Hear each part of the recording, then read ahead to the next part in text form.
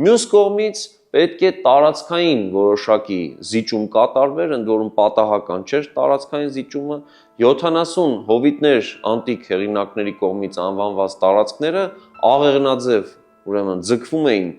Ուրմիո լճից մինչև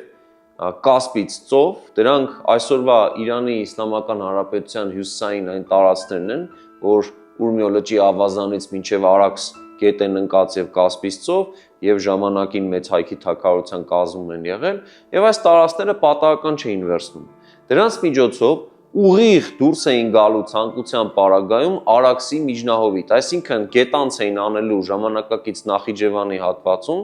եւ այդտեղից ուղիղ մոտավորապես 700 մետր տափարակ այդտեղ միջլեռնային գոգավորություն է, դաշտ է։ Այդտեղից բարձրանալու էին Արարատյան դաշտ դեպի մոտավորապես 100-150 մետր բարձրանալով ամբողջ Արարատյան դաշտը